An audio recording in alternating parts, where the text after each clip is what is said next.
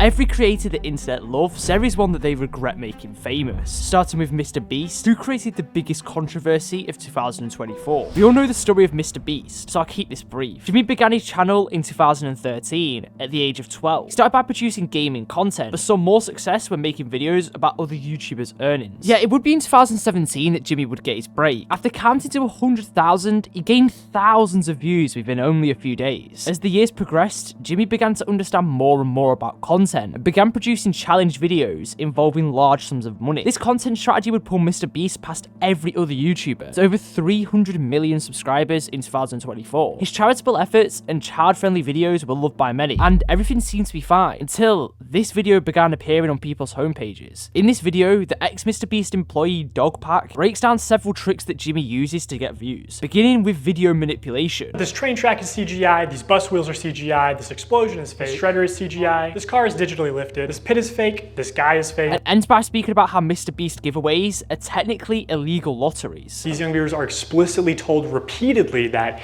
if they subscribe, if they buy products or act in some way that benefits the brand, they will win big rewards. Even though this video got a mostly positive response, it wouldn't really harm MrBeast's reputation. But what would happen over the next few months would leave people doubting MrBeast's sincere personality. In July 2024, allegations began to surface surrounding Ava Chris Tyson on mainly inappropriate interactions with minors. This included messaging minors inappropriate jokes. And of course he says, I posted some fire nudes for you, please no share. And this is someone that you're talking to that is 14 years old.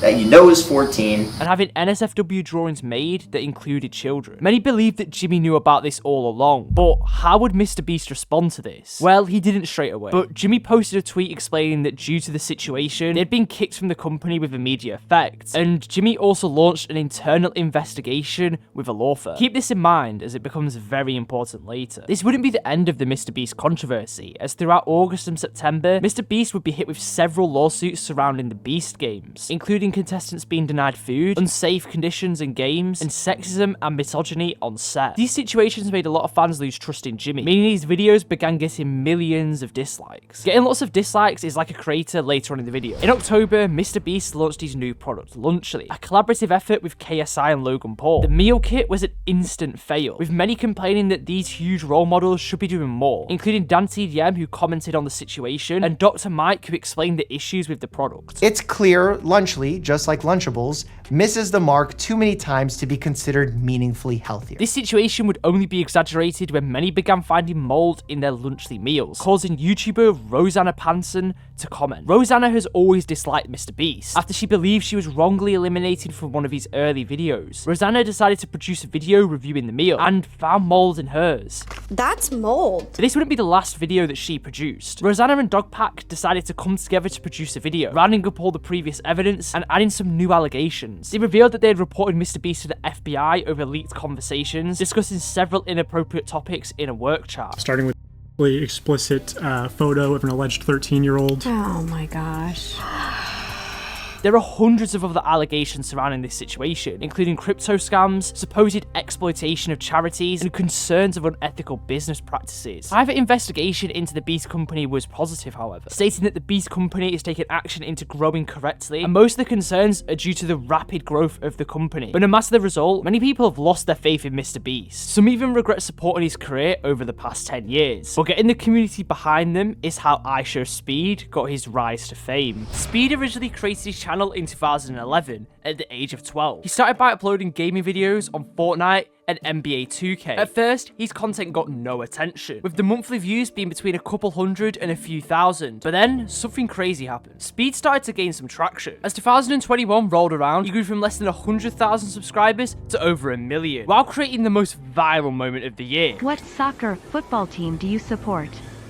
Cristiano Ronaldo, Suey. Simple as that, bro. Which would eventually shape his entire online personality. It was Speed's over-the-top reactions and energetic personality that people liked, which is like another creator, but we'll get to that later. In 2022, Speed won Breakout Streamer of the Year, while also pushing the boundaries of YouTube. His song World Cup became a social media hit, and his fame was reaching new heights. But what has Speed done to deserve the respect of the internet? Over the last year, Speed has begun doing streaming tours. Throughout these streams, he has been seen donating money to fans, helping sick and endangered injured animals. Oh, is it okay? Here, baby. Here, baby. And being mature about his community's bad reactions. What the just happened? He also donated over $50,000 to victims of the Turkey and Syria earthquake, alongside a further $50,000 during his sparring event with KSI. Pretty impressive at the age of 19. Blowing up on social media meant Speed had to grow up quick, and his ability to not let the fame get to him at such a young age is what his audience admires. His tours are pushing the boundaries of stream content, in contrast to how Jack's fit content choice ruined his online reputation. Jack began his social media journey very recently, starting in 2023 by posting relatable fitness TikTok content, his goal being to transform his body from extremely underweight to somewhat in good shape. At first, the fitness community was in full support, and Jack quickly gained a large audience. Everybody wanted him to succeed. People saw him as a regular teenager who wanted to make a positive change, and for the first few months, Jack saw good progress. Then it all started to go wrong. The controversy began when Jack decided to change his content. He started producing videos giving gym advice. These are my top 3 exercises to grow bigger shoulders and target all the parts of your delts. Which didn't go down well with the community, as he was still a beginner and didn't really have the results to speak on these topics. Yet it got even worse for Jack. He began making edgy gym videos in an attempt for more views. I can't hit my car. Round 2. Which made even more people turn against it. But Jack decided to take this a step further, as he started to do collabs with OF models from the UK and other controversial fitness influencers like Ed Matthews. And it would be on a podcast that Jack would ruin his reputation once and for all. On this podcast, he called out James Beardwell for using steroids. He was like talking to me off stream, and then he just was like, "Oh, do you want to call out anyone?" And disrespected other fitness influencers that helped him come up. Jack would later issue an apology, but this wouldn't stop MyProtein cancelling their brand deal, leading Jack to lose a lot of his once loyal fan base, as he attempts to revive his internet fame with little to no success, while Danny Aaron's internet fame just keeps increasing. Danny Aaron's began posting YouTube videos 8 years ago in 2016. It wouldn't take long for Danny to get his first viral success, but not the type of virality most creators want. Mum! Yeah? I'm on 443 subscribers! Who gives a... Danny's first viral success was a meme, which gained him a small audience at the start of his career. When he finished school, Danny decided to pursue YouTube full time. Posted many times a week for over 2 years without seeing much success. That was until he started his Champs Challenge series. In these videos, Danny would build a team following the rules of the challenge, and then play some competitive matches with the team. This allowed Danny to show his personality, as his old videos were more informative. But this wasn't the only success that Danny had. He also began featuring his parents, especially Mother Aaron's, in his videos. The chemistry between the family made the videos even better and created some of Danny's most viral hits to date. As his popularity grew, he started another channel dedicated to FIFA Road to Glories, some of the most popular being Silas Season and Adiemi's Army. This doesn't explain why Danny deserves to be on this list, but his fitness journey does. You may have noticed a significant change in Danny's appearance, and that's because he lost over 25 kilograms while making YouTube content. Yet, he wanted to take this a step further. He wanted to have a boxing fight, which happened a few months ago on the Misfits card. He fought against ex-footballer Danny Simpson and got drawn. This isn't all that Danny has done. He's managed to adapt his content to match the aging of his audience, which is why he still pulls in millions of views per month, alongside featuring in the Simon content and having a social life. Although Danny hasn't done much for charity, his commitment to the gaming niche and humble rise are to be admired. However, being humble is the opposite attitude that SS Sniper Wolf has. Sniper Wolf, real name Alia, began a channel in 2013, originally focusing on gaming content, specifically Call of Duty. She began to gain popularity by blending gaming with personal storytelling, alongside some reaction videos. But it would be when she began creating these reaction videos more consistently, she would begin to see more success. Her consistent upload schedule allowed fans to engage frequently, but also brought new fans to her content consistently, allowing her to form a very passionate and loyal fan base. She has won multiple awards, including back-to-back Kids' Choice Awards for Best Gamer, yet no amount of awards could shadow her actions over the past couple of years. Her first controversy was over content theft. Alia mainly produces reaction content, which led to many accusations about scripting and thumbnail copying, which obviously she would deny. But it got worse in October of 2023. Alia became involved in a serious feud with YouTuber Jack's Films. The issues at first were nothing career-changing, until Alia posted photos of Jack's Films' house on her Instagram story, effectively doxing him to her over 5 million Instagram followers. This action was widely criticized, criticized as a huge invasion of privacy, but was made even worse when Alia defended her actions. She would later apologize for her actions, but thousands now dislike her videos, which is the opposite of Nick-A30, who only sees positivity when he uploads. Nick launched his channel in 2014, yet it was only a side project. Nick was a dedicated student doctor who had always been a high achiever. He began producing videos on the Last of Us game, but only began to see success when he got a shout out from PewDiePie. First one is Nick-A30. It would be a year later that Nick's life would change forever. He began playing and making more Fortnite videos. This move is what defined his online success. Despite being enrolled in university and pursuing a bachelor's degree in science, he made the decision to drop out to pursue content full time. This is similar to another creator later on in the video. A dumb decision, right? Wrong. Nick only saw more success. He signed with Luminosity Gaming in 2020. Hey everyone, it is Nick-A30 here, and I'm super proud to announce that I've joined Luminosity Gaming. Hosted an official Fortnite tournament a few years later. $10,000 Nick-A30 Cup. And in 2024, he got his own Fortnite icon skin. Oh my! It's already favorited?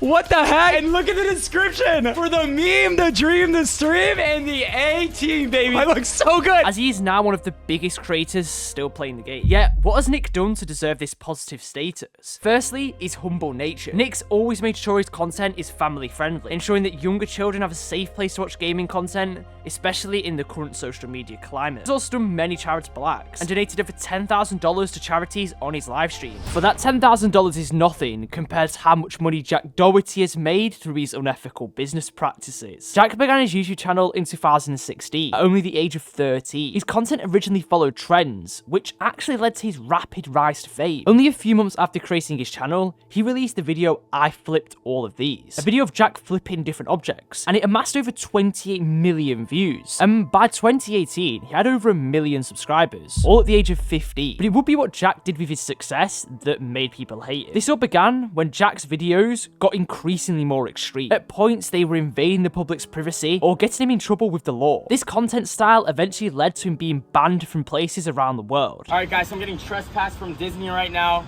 Literally was only in there for a couple hours, and now I can't go back, so. Jack understands how to go viral, but decided to sell his soul and use his skill to make unethical money. He's also recently had many incidents leading him to be banned from many platforms, such as saying racial slurs during live streams. You probably haven't had food in 6 days. Crashing his McLaren while on his phone on a live stream. Oh! Oh! No! No! No! And getting his cameraman to film the instant while his head was bleeding. Michael, here.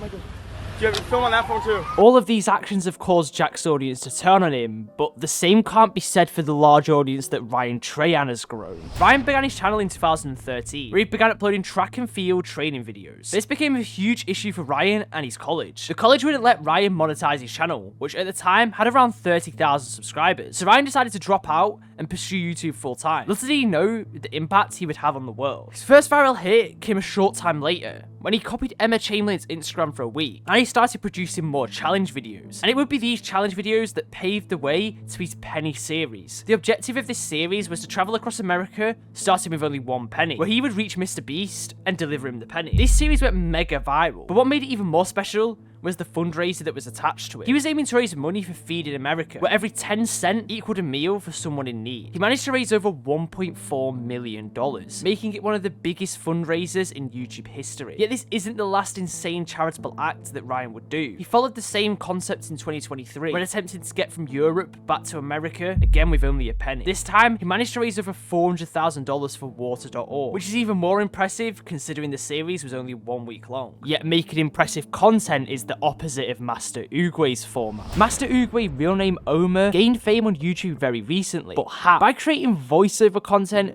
based on the character Master Uguay, which mainly appealed to fans of the franchise. This gave Omer his initial success, but he slowly transitioned into a more general content approach, like gaming, reactions, and skits. Omer was one of the first huge YouTube Shorts creators, and was able to grow to over 9 million subscribers using just Shorts alone. But at the height of his fame, it all started to go wrong. It started when his jokes began to get more and more controversial, often pushing the boundaries of what's acceptable on YouTube. In October 2023, his channel faced permanent demonetization and was faced with serious backlash for reused content. So what did he do next? Apologize? No. He decided to take it a step further and used even more questionable tactics to get views, including offending the LGBTQ community and making songs with questionable titles and lyrics. Adolf Hitler is my... As of now, all his YouTube channels are terminated, but he still regularly posts on other social media platforms, yet with hate from every single angle, which is the complete opposite of the YouTube icon MatPat. We all know the story of MatPat, so I will explain this in less than a minute. He started his channel when he was at one of his lowest points in life. He graduated with a theatre degree, and the only positive was his wife. Yet, that was all about to change when she finally persuaded him to start game theory. Matt had a passion for gaming and science, so decided to combine the two. The idea was an immediate hit, and ended up becoming loved by the community. As the years progressed, he expanded the MatPat empire. He started film theory a few years later, and followed that with food theories and style theories. But other than that, what has he done to help the community? In 2016, Matt got the opportunity to meet the Pope, and during his short interview, he showed why he's highly regarded. Thank you so much for taking the time to meet us today. His level of intelligence and awareness of the setting made the community love him even more. I was wondering, probably the hardest thing, or one of the hardest things I would assume about being Pope, is having to take a stance on controversial topics. Do you have any advice for people who are dealing with having to take a stand to fight for what's right on a regular basis in their everyday lives? Just to tell us a little bit about your experience, where do you find strength as you're looking at, you know, taking a stand on those controversial topics? But that isn't all. In 2019, the Game Theory team held a 9-hour charity live stream where they raised over $1.3 million for St. Jude's Children's Hospital. We crossed a million. We crossed a million. Guys, we crossed a million. Right now. We crossed $1 million. But again, that isn't all. He did this another 2 times. Donated over $2.8 million in 2020. $1 million for the day. Whatever doesn't end up in there for the remainder for the 3, we will put in the rest. It's no big deal. I'm not crying because of the $50,000, I swear.